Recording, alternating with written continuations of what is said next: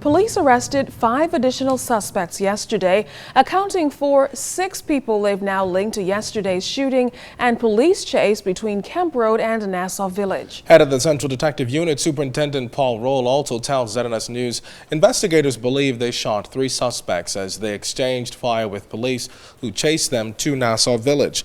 Now, a 40-year-old man and 17-year-old boy died in the rampage. 3 others were left hospitalized. Today, our Janelle Noel Ferguson returned to the scene of the crime, talking with residents about how this turn of events has affected them.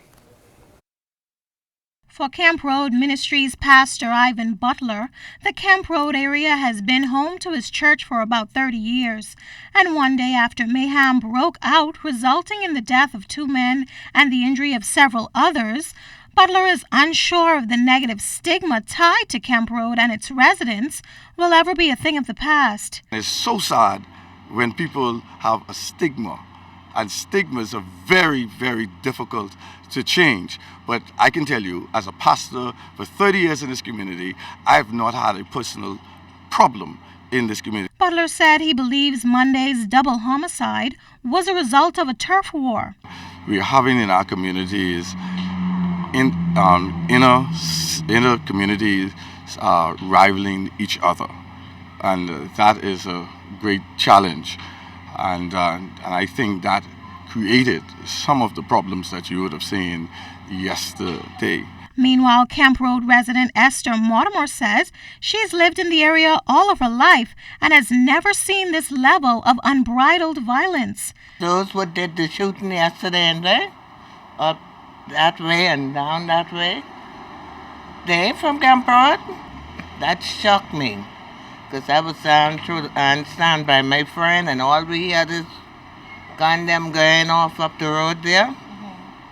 That shocked me.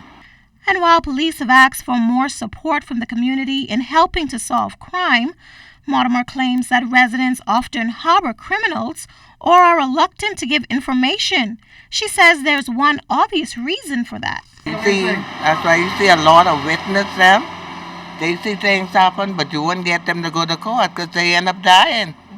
The police reportedly exchanged gunfire with bandits toting high-powered weapons on Monday. At a seminar on port security, Minister of Transport and Aviation Glenys Hanna-Martin said they're also concerned about how these illegal firearms are entering the country. We don't produce these things nationally, so they're coming in somewhere.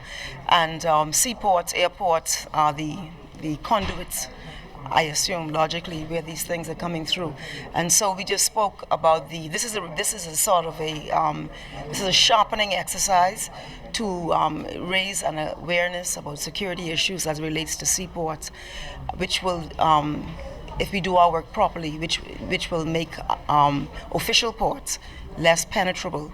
However, as you know, we're an archipelago, and so we have access entry points all over, and so it requires partnership with other agencies to seek to stave off the entry of these sort of things into our country. Now, there were also allegations that those involved in Monday's murders were of Haitian or other nationalities. But Pastor Butler says he's seeing a paradigm shift in the country that he's gravely concerned about. Bahamians are not who they used to be. And I think that the only way we can change that is we begin to give people a greater sense of hope. Janelle Noel Ferguson, ZNS Network News.